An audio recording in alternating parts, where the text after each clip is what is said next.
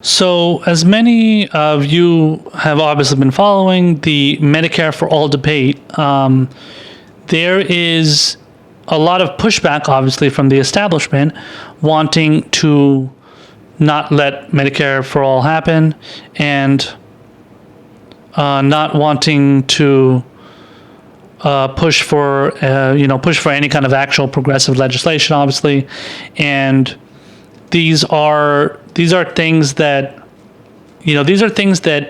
the establishment obviously has been trying to prevent from happening as much as possible because they love Obamacare so much, and they're so beholden to the insurance companies that they feel the need to do whatever they demand. And if you, God forbid, go against what they want, then you are,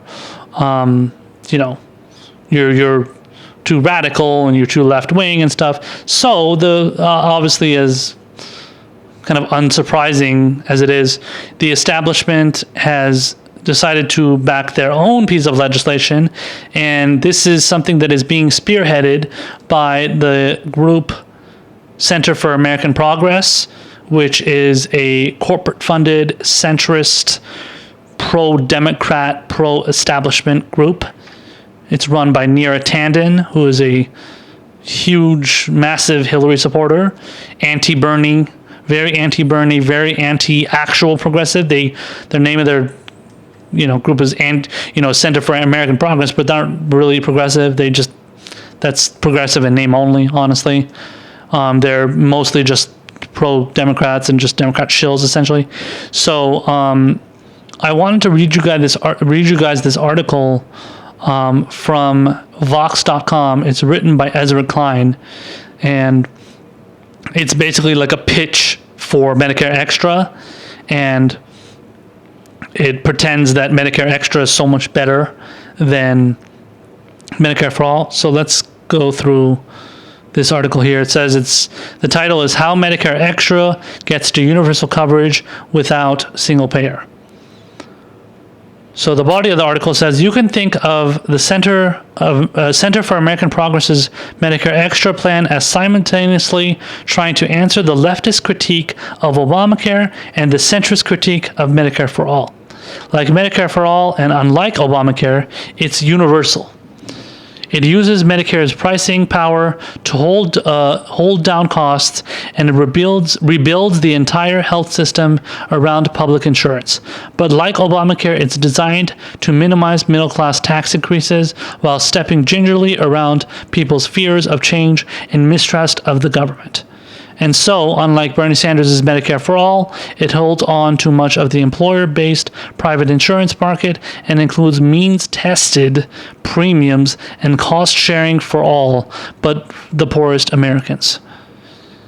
We are balancing two considerations, says Topher Spiro, Vice President for Health Policy at Center for American Progress. One was employer coverage, particularly large employer coverage, is working for many people and they're satisfied with it. I don't know what they're basing that on, but okay. It says they fear disruption, whether that's rational or not. But there's also this trend of increasing deductibles in employer coverage, which we address by allowing both employers and individual employees to opt into the Medicare plan. According to an analysis Center for American Progress commissioned from the independent healthcare consulting firm Avalier and provided exclusively to Vox, Medicare Extra would achieve universal coverage, adding $35 million to the insurance rolls while cutting national health expenditures by more than $300 billion annually. Avalier, which uses a methodology meant to mimic the Congressional Budget Office's approach, also estimates that Medicare Extra would cost the government between $2.8 trillion and $4.5 trillion more than it's spending now over the first 10 years, depending on how much you structure the cost sharing. Center for American Progress is quick to note that at the lower range, the plan could be financed entirely through wealth taxes and other levies on richer Americans. That said, the true cost of the plan would be somewhat higher because Medicare Extra takes about 4 years to phase in. A 10-year cost estimate underplays the actual running costs. Once the program is up and running, it will spend about 400 billion to 500 billion per year. $500 billions per year. $500 billion per year. Sorry. It says Avalier projects that by 2031, almost 200 million Americans would be on the Medicare Extra plan, with another 121 million in employer-sponsored coverage and $33 million. 33 million keeping additional Medicare. So while Medicare Extra would be the dominant insurer, it would be the only insurer. In this, Center for American Progress's plan inverts the status quo. It's a public system with some private options, rather than a private system with a few, often inaccessible public options. So it gets into much deeper detail here about what it's going to be, as far as like the details of what's going to kind of go into it and stuff. I'm not going to read the entire article. You guys can check it out for yourself. There's also somebody that is a supporter of Medicare for All, Bernie Sanders' plan, that rejects this Medicare for Extra plan, and he says that it's a public option plan, but it's the most robust of the public options. It would in fact achieve universal coverage. The other public options can't claim that. So he's referring to like Biden's plan and stuff like that. I think probably what Kamala Harris is pushing for, maybe even Elizabeth Warren as well. So this, in my opinion, this plan is a Trojan horse. It is a way for people to think that Medicare for all can be achieved through Medicare Extra, when in reality it can't, because it keeps the private insurance market intact, and it does everything in a much more slow and, again, quote-unquote pragmatic way, as we've talked about before, with a lot of Democratic establishment policies. And ultimately, I think their goal is, the goal of this bill, or this idea, essentially is not a bill, but this idea is to advocate for the existence of private insurance as much as possible, to please the establishment's donors, the corporate donors out there that are giving money to Democrats, and to not piss off any of those people, and but to then pretend like as if it's, oh well, this is such a wonderful piece of legislation. It's giving, it's insuring 200 million people, and it's, whereas the Obamacare is not it's only insuring, what is it, 30 million people? Yeah, that's nothing, obviously, but so because this is it's 170 million people more, it's a lot better. And then we're keeping the people that have their insurance, that have their insurance plans, we're keeping them on there, and that's wonderful. And we need to keep that as much as possible because people love their insurance so much. Now, apparently that's according to polling. I don't know. Again, I've always been a critic of polling. I've always maintained the fact that I don't truly believe what the polls say is truly representative of the American people. I just think it's a way for the establishment and for corporate media especially to push a certain narrative and talk about how this is the way things are, when in reality it's not. And sorry, I just don't really believe a lot of the things that they say. It's hard for me to really believe what they're saying, because ultimately when it comes down to it, private insurance, as much as they want to claim everybody loves it, private insurance costs a lot of money. It is not cheap. So all these companies out there that have private insurance plans, so they offer private insurance plans to their employees. It might be very good insurance, but it costs them a lot of money. And naturally, as any capitalist system wants, and certainly all the companies that obviously operate under a capitalist kind of agenda and way of going, it's, you want to keep those things intact to please those insurance those insurance companies, the people that make profit off of the fact that people get sick and then they have to spend all this money. Now, to be fair, again, like I said, the insurance that you get under private insurance, I'm sure it's very good. The quality of the insurance, under employees, depending on the company, of course. So depending on which company you're working for. If you're working for like a big corporation and you're like a mid-level, maybe even high executive. I mean, the high executives have a ton of money, so they probably don't even really need insurance because they can spend their out-of-pocket, especially money on, or at least a majority of their money on out-of-pocket on whatever health coverage they need. But when it works for the people that are within that little group, that little group of people that are, again, mid-level, the mid-level status of like a big corporation where they, receive that insurance. But when you're talking about lower level people, you're talking about workers, you're talking about people that, that are not making $100,000 a year. They're basically making like somewhere between 50 and maybe roughly $50,000 to $75,000 a year, if not lower. You're talking about people that they're not going to enjoy, they're not going to love their insurance. Their insurance at best is decent, and you don't get to keep the doctors that you have, and you don't get to,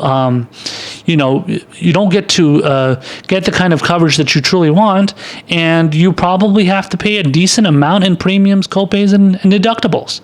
You probably have to, I'm sure a lot of it has to come out of that. And under a Medicare for all system, everything is one. Everything is one whole thing. It's universal. Every industrialized country, Scandinavia, Europe, many countries in Europe, whether it's France, UK,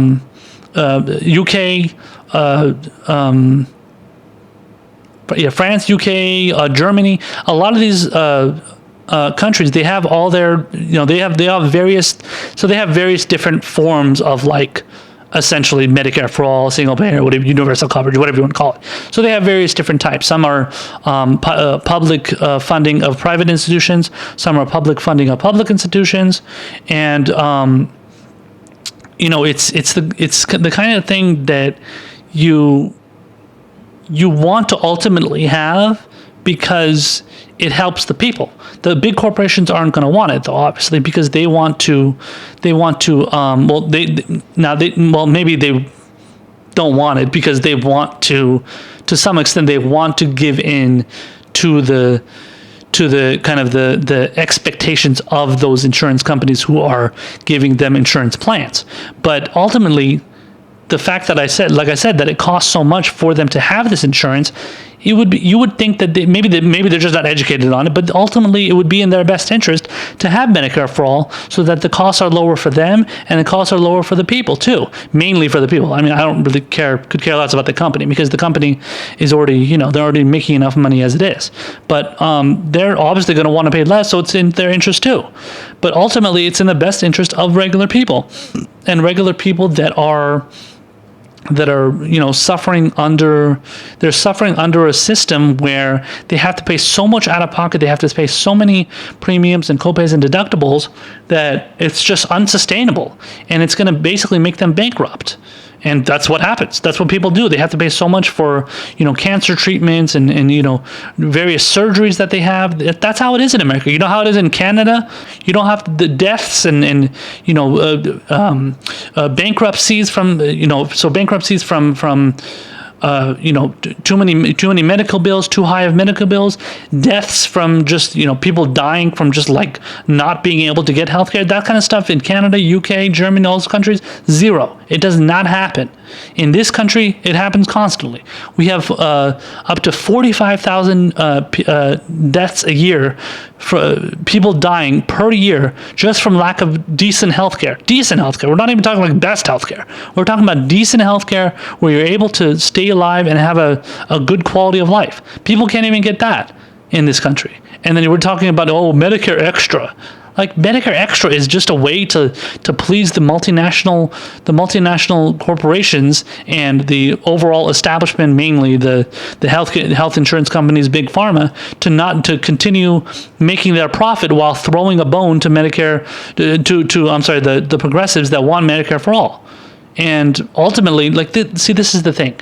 When it comes down to it, these middle of the road policies are not going to get you very well. They're not going to get you very far. This is something that Kyle Klinsky of Secular Talk has talked about multiple times. He's mentioned this multiple times, and I totally agree with him. And he says that when you push for something that is a centrist to so-called pragmatic position, ultimately the place that you're going to end up at is going to be the position of what the Republican Party most likely wants. So the best example is Obamacare. Now, obviously, Republicans hate Obamacare. They've tried to repeal it, 60 something, almost 70 times. But that's only because it has that label of Obamacare, and it gives people insurance, and it's considered as like a big accomplishment for Obama. In reality, it's just an accomplishment for Obama that should really not be something that you should even really be bragging about when you're just insuring 30 million people. But anyway, 30 million extra people. Not even extra, but just 30 million people where everybody else is still fucking dying on the streets. But, when you think about something like Obamacare, that was a piece of legislation that, it happened because the initial position of the Democratic Party was but the public option. People, I fell for it when they claimed, oh no, we're in support of Medicare for all and universal coverage. That's bullshit. The Democratic Party never really truly supported universal coverage in this century. When it was Hillary Clinton and she was the first lady and everything, and she was kind of, pushing for that legislation and that idea, essentially, Hillary Care or whatever it was. And when she was there, yeah, she was pushing for that kind of stuff, and that was great. And then the position of the Republican Party was Obamacare, or what is now Obamacare, essentially, was the idea of the individual mandate and the health insurance companies and healthcare companies being involved in, the negotiation of just, pretty much getting whatever they want. And while also being like, oh yeah, we'll put people on insurance under this individual mandate because obviously they need to have customers, right? So that's the whole idea of the individual mandate. The fact that the Republicans hate it just makes no sense. But Obama and the idiot Democrats, they tried to appease the Republicans by pushing for Obamacare, by pushing for the idea that was initially a Republican plan that was crafted by the Heritage Foundation. Richard Nixon was pushing for it when he was president of the United States, and then Newt Gingrich and Chuck Grassley in the House, they pushed for it. They wanted that to happen, House or Congress or whatever, Senate or whatever, when they were pushing for it when they were there, and that was in the 90s, like I said. But again, it was the response to Hillary Care, which was universal coverage at the time. To her credit, to Hillary's credit, at the time, she was actually pushing for universal coverage, and that was legislation that was that was good at that time, being pushed by Hillary. And maybe it wasn't necessarily Medicare for all, but it was a hell of a lot better than the individual mandate or what Obamacare is now. So the fact that the Republicans were pushing for what's Obamacare today back then, and now they fucking hate it, and they pretend as if it's socialism, it's fucking bullshit. But my larger point, and the point that I'm trying to make here, is that when you push for the most far left, whatever you want to call it, leftist, legislation, especially when it comes to things like when it comes to healthcare, you might get something in the middle. Actually, in the middle, Obamacare is not in the middle. Obamacare is a right-wing plan. So that's not the middle, and then everybody pretends like, oh well, that's we got something at least. No, you didn't. That's not acceptable. Getting something is not, honestly, it doesn't mean anything anymore these days. People are still dying from lack of healthcare. I said 45,000 people are still dying from lack of care. That hasn't changed under Obamacare. Maybe it got a little bit less. Maybe it's not ultimately 45,000, if not more, but it's still not good. People are still dying, period.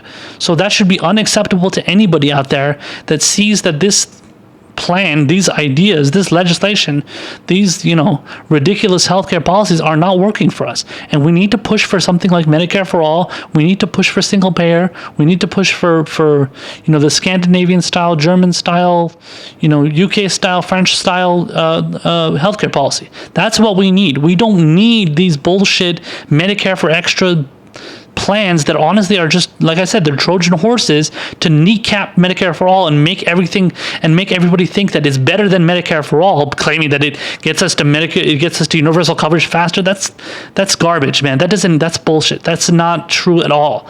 And for Vox to be publishing this is shame on them, because they're pushing this as basically they're doing the bidding of CAP, Center for American Progress, doing the bidding. Ezra Klein is the one who, he's the publisher for Vox. He founded Vox, which is honestly just a neoliberal centrist publication majority of the time, 89% of the time.